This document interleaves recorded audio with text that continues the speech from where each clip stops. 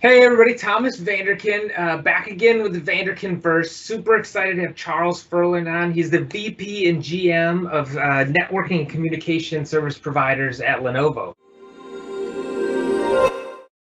Hey Charles, welcome to the Vanderkin Verse. Super glad to have you on. Why don't you tell us a little bit about yourself? Hi, thank you. Yes, my name is Charles Ferland. I'm happy to be here. I'm the general manager of a telco segment within the data center group at Lenovo. So that means that all the product that we're developing, the solution, the partnership that we're doing for the communication service provider is within my organization. So the name of this program recording is What's Cool About 5G. So what's cool about 5G, Charles? Where to start? Uh, well, to be honest, I think everybody knows about 5G, about the bandwidth, the more speed that we get out of it, the lower latency that we get out of it. That's fine, and that's a given. I believe that what is cool is that some of the monetization paradigm is shifting with 5G. Infrastructure used to be to be built where communication service provider build the infrastructure, the towers, the backbone, and all that, and then over-the-top application comes in and develop services like Netflix or Skype, for example.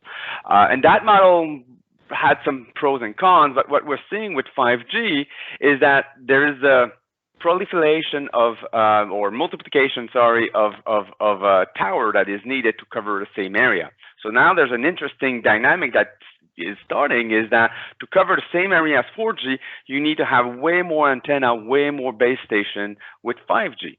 So you have two options here. Either you're going to build using the traditional appliances, your infrastructure, and say that's sort of a lock environment, or you're going to open up the environment to run as a virtualization layer all the radio access, and then build it on a custom off-the-shelf server, like an x86 server. And that, I believe, is a big shift that is happening because once you have an x86, once you have compute capability out and about to cover your radio coverage, you also have the infrastructure to host third-party application.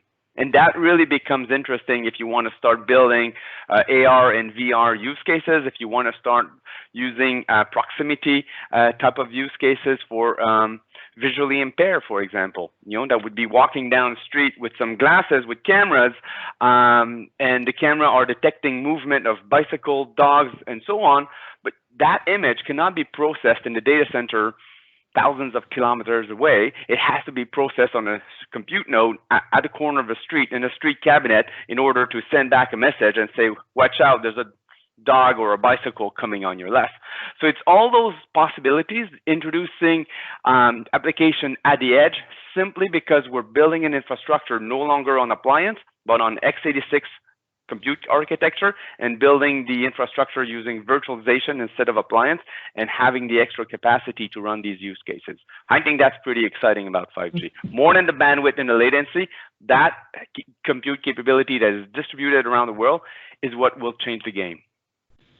So what's that standardization on x86 servers called? You want to Google it to learn more about that. So it's a standard x86 server that is being used. Now, there's a few differences that are required for these type of compute nodes because they're not living in the data center now, right? So first of all, the format has to be slightly different. The terminal has to be very different as well because now it's not operating in a controlled air conditioning environment. It's really in a street cabinet, and in the city of Barcelona with the sun hitting, it can get very warm, or like here in Montreal in Canada, in winter, it gets very cold. So you need to have a more ruggedized piece of equipment. You need to have it smaller that will fit into street cabinets or even at the base station or at the tower on some poles along the street. Now, that's the physical aspect of the server, and that also, I think, in itself is pretty cool. But then you need to think ahead and say, well, if it's hard to manage an infrastructure of 10,000 servers in 2 data centers, how efficient is it or how easy is it going to be to manage 2 servers in 5,000 locations spread across a nation, right, or a province or a state?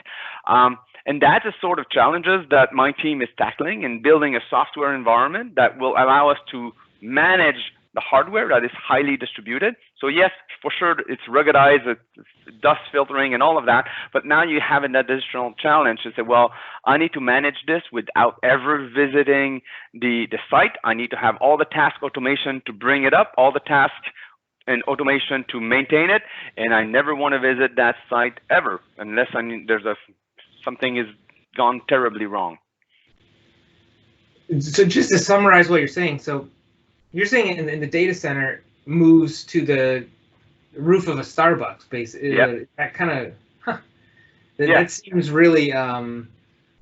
Then the advantage is it's distributed, it's close to the data. Why are you putting it in a small location in a roof of a Starbucks rather than just sending it via the network back to the data center? It makes a lot of sense. For example, as we're going into an era where we have security cameras filming every corner of a street, and we've done some use cases with some service provider in the US where really you want to extract the license plate number of the cars passing by each street corner. Well, the cameras can capture the information, no problem, and you can upload that to a data centers, 10,000 kilometers away to process the frame and recognize that it's a car, recognize where the license plate, and extract the ID. Now, you carried a lot of information, the full frame, the full camera, back and forth to the data center to process that information, to discard pretty much 99% of the content, because the piece that you were really looking is that's the simple digits, right? So having something processing data at the edge closer to where the data is created, right, allows us to process the frame, recognize that the car, recognize the license plate, extract the license plate number, and upload that information to the data center. So it's much less stress on the rest of the infrastructure, much better turnaround time to process. And if you want to find a license plate within the city, you can just distribute the job across all those compute nodes and they will process it rather than bringing all the traffic to the data center. And that introduces a lot of bandwidth consumption and delays in processing that information. Got it. So to me, I'm from a PC background, mostly with IBM PC company. To me, it feels a little bit like you're describing the move from mainframe to PC, 30 years ago, where the compute power was moved to the desktop. Is that similar? Is that a good analogy for what we're doing now with processing data from all these end users? I can see how you see this, where we went to the mainframe to then to the client server type of architecture where the server was still the brain, but the client was entering the data. Now that brain is moving out a little bit outside to the edge as well, right? So a lot more of the intelligence, a lot more of the application itself is running at the edge on an edge server.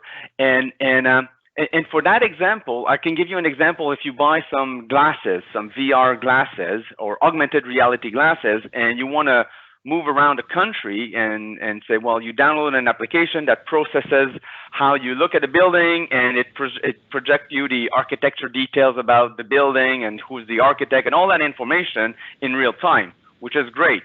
But if you have that data processed so far away that each time your eye moves, there's a lag or there's a latency, the experience is not great. So that application needs to run as close as possible where you are. And when you're in Chicago and the street corner downtown or in Times Square in New York, that workload should be nearby your location.